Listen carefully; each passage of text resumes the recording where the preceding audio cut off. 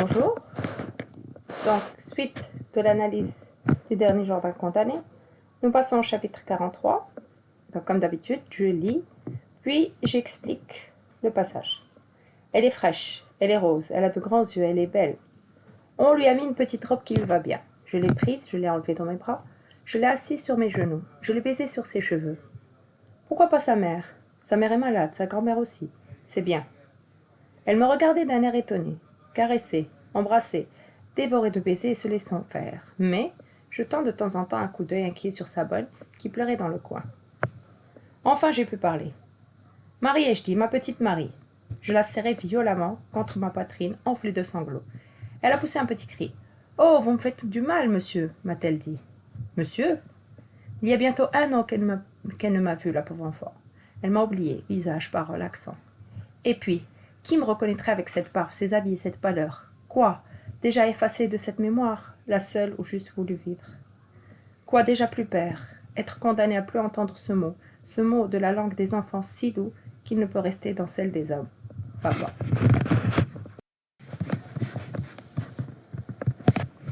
Et pourtant, l'entendre de cette bouche encore une fois, une seule fois, voilà tout ce que j'eusse demandé pour les 40 ans de vie qu'on me prend. Écoute, Marie, lui ai-je dit en joignant ses 2 petites mains dans les miennes.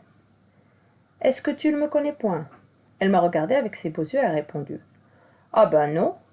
Regarde bien, ai-je répété. Comment? Tu ne sais pas qui je suis? Si, a-t-elle dit. Un monsieur. Hélas, n'aimer ardemment qu'un seul être au monde, l'aimer avec tout son amour et l'avoir devant soi, qui vous voit et vous regarde, vous parle et vous répond, et ne vous connaît pas. Ne vouloir de consolation que de lui, et qu'il soit le seul qui ne sache pas qu'il vous en faut parce que vous allez mourir. Marie, ai-je repris, as-tu un papa? Oui, monsieur, a dit l'enfant. Eh bien, où est-il? Elle a levé ses grands yeux étonnés. Ah, vous ne savez donc pas? Il est mort. Puis elle a crié, j'avais failli la laisser tomber.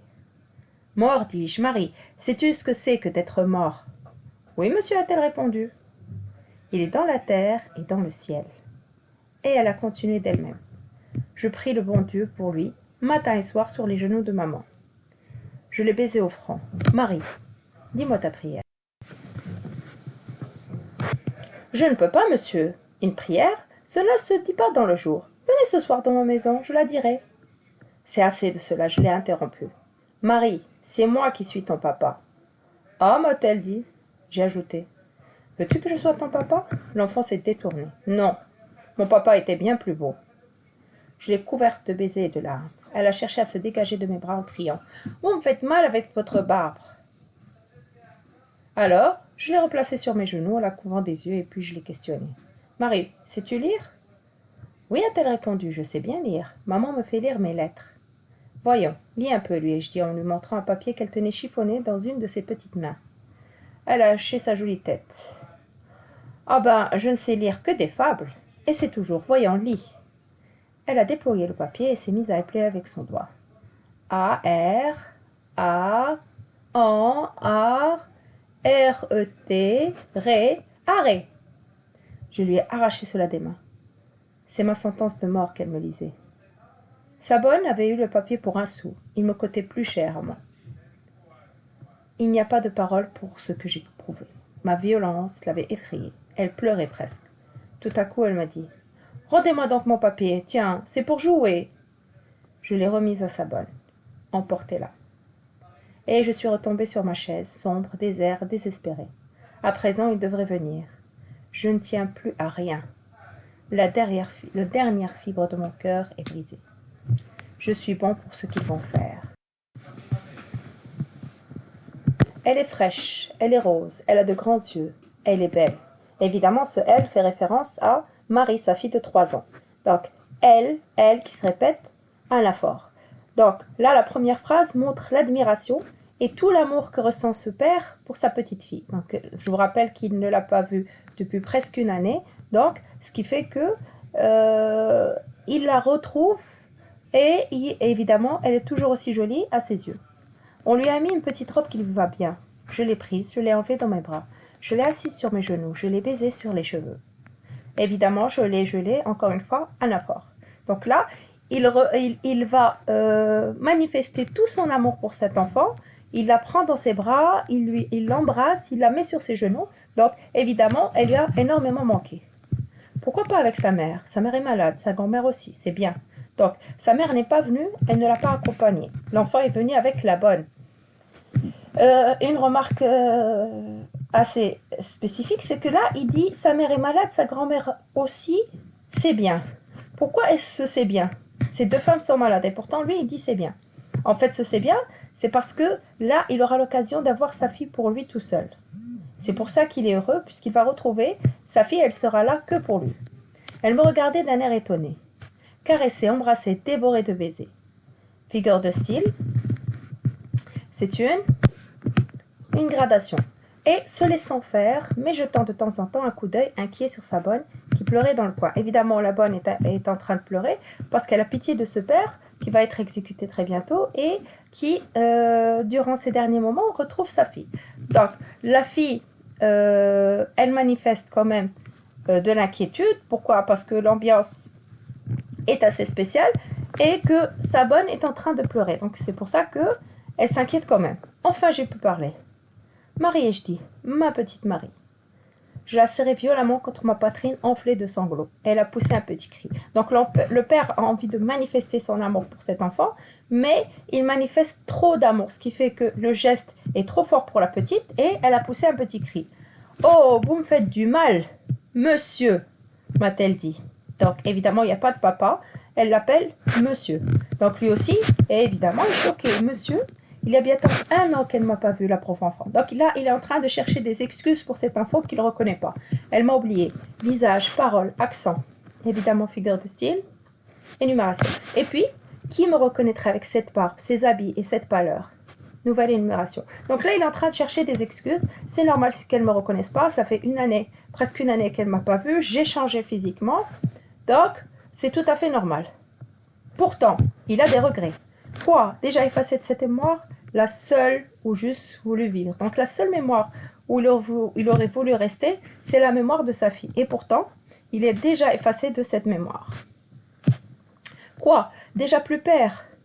Donc, la guillotine non seulement lui enlève sa vie, mais lui enlève aussi le droit d'être père, ce qui est un droit de tout un chacun qui est un enfant. Il a le droit d'être un père, surtout une relation entre un père et sa fille. C'est une relation très très forte. Et là, qu'est-ce qu'on a fait? La guillotine lui a enlevé ce droit d'être père. Être condamné à plus entendre ce mot. Ce mot de la langue des enfants si doux qu'il ne peut rester dans celle des hommes. Évidemment, une personne âgée ne peut plus appeler son père papa. Donc, ce mot est réservé aux enfants.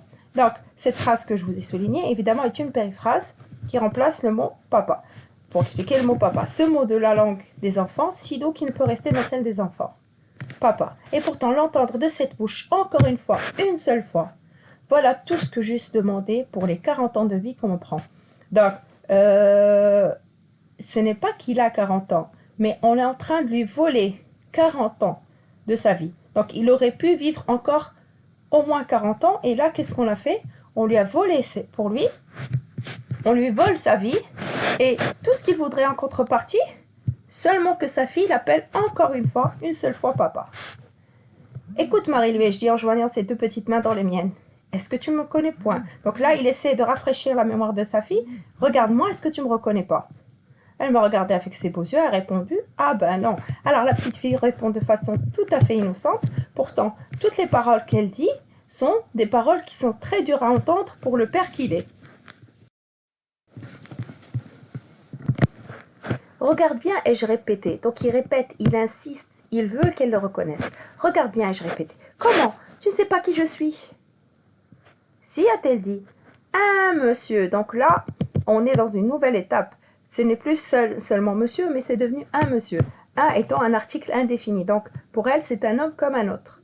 Hélas, n'aimer ardemment qu'un seul être au monde. L'aimer de tout son amour et l'avoir devant soi, qui vous voit et vous regarde, vous parle et vous répond, et ne vous connaît pas.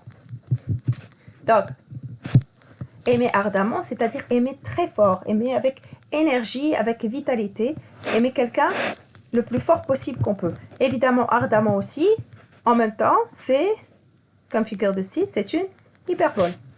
ne vouloir de consolation que de lui. Donc, il a besoin de consolation. C'est quoi la consolation? Il a besoin de réconfort. Il a besoin que quelqu'un le soulage puisqu'il est en souffrance. Donc, la consolation, c'est ce qu'on donne à une personne qui souffre. On essaie de le soulager, d'apaiser sa souffrance. Ne vouloir de consolation que de lui. Donc, il veut de la consolation uniquement de la part de sa fille. Et pourtant, en contrepartie, sa fille en face, qu'est-ce qui se passe? Et qu'il soit le seul qui ne sache pas qu'il vous en faut parce que vous allez mourir. Donc, l'enfant n'est pas consciente que cet homme qui est en face d'elle va mourir. Donc, elle ne peut pas lui donner de consolation.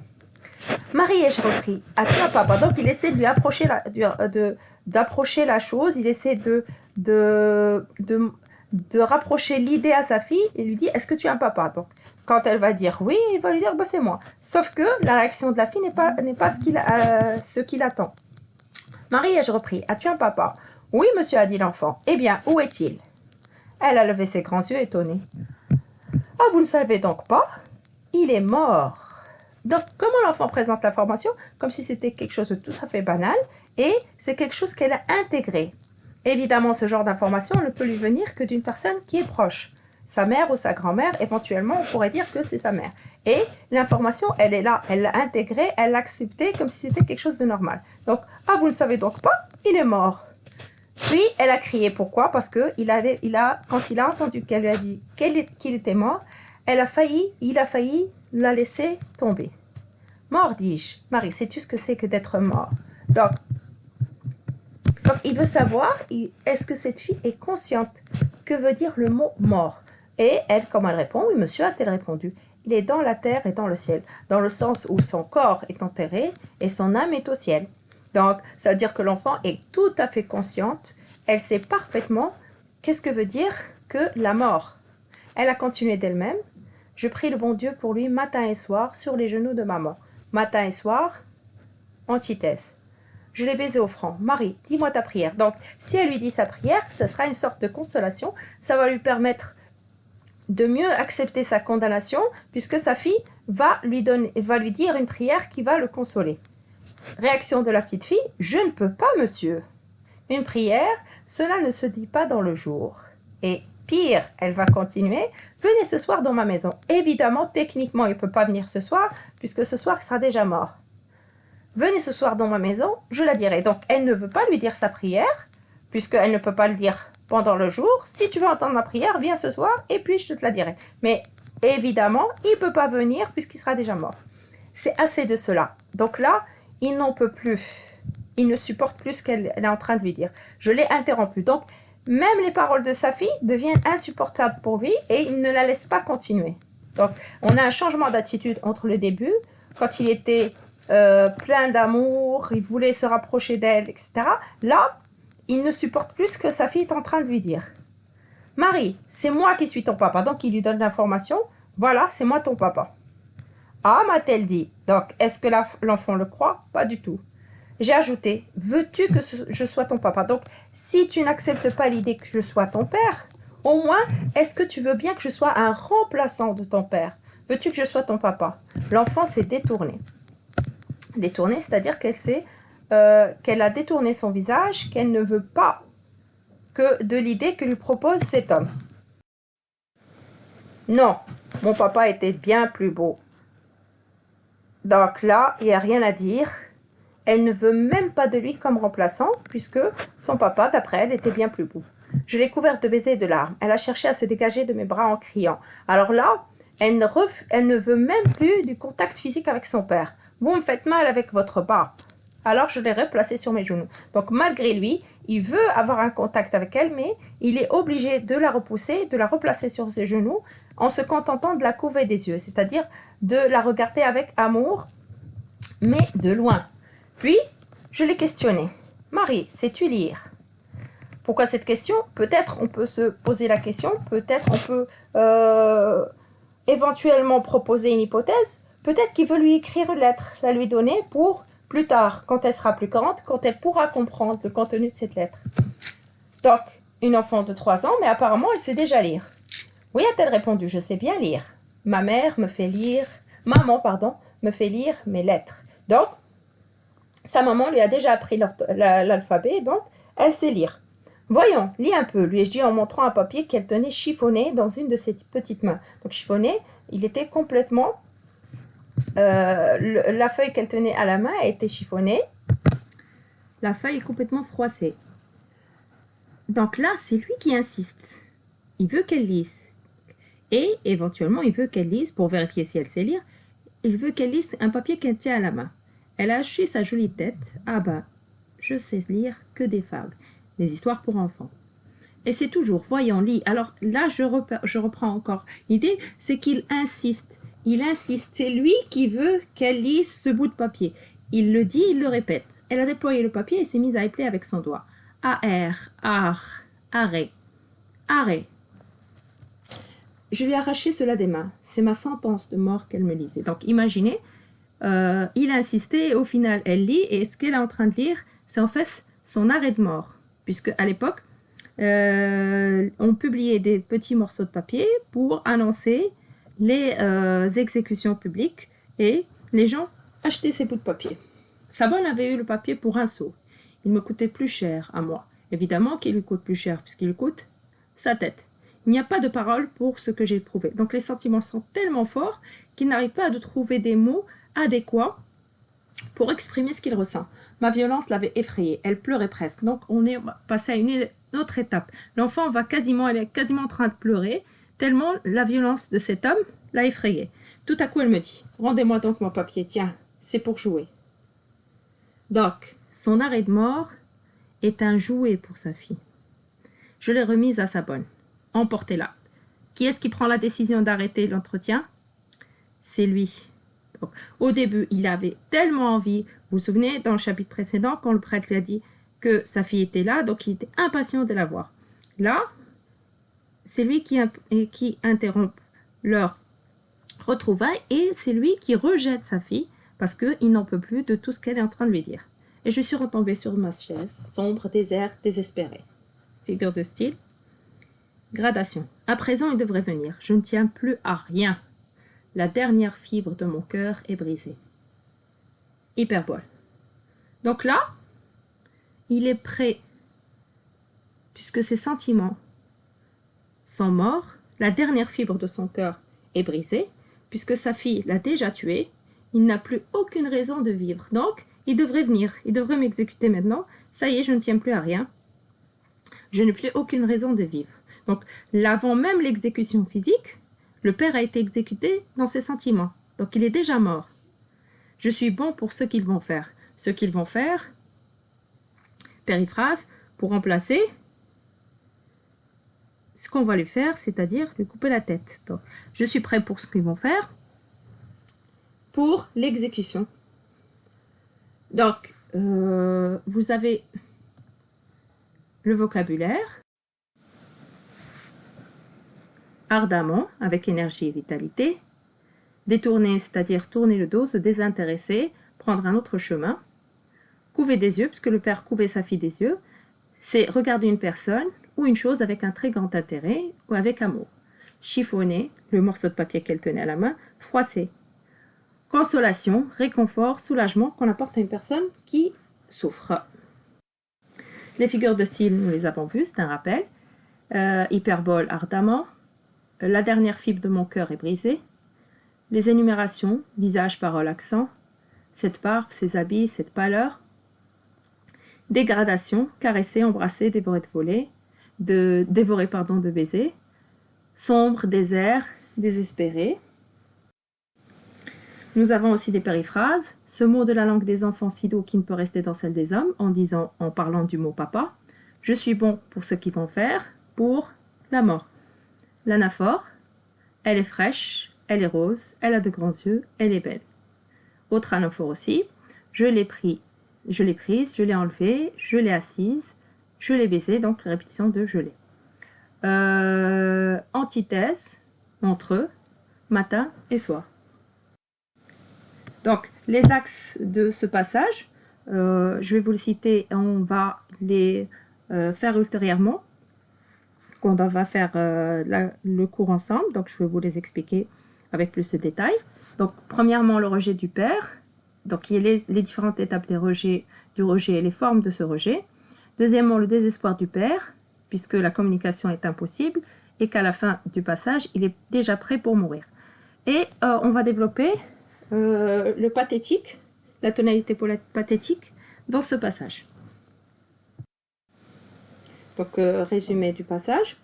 La petite Marie vient rendre visite à son père. Ce dernier est d'abord heureux de retrouver sa fille qu'il n'a pas vue depuis presque une année. Puis il est de plus en plus déçu.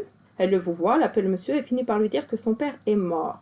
Le jeune condamné met fin à la rencontre et perd tout espoir.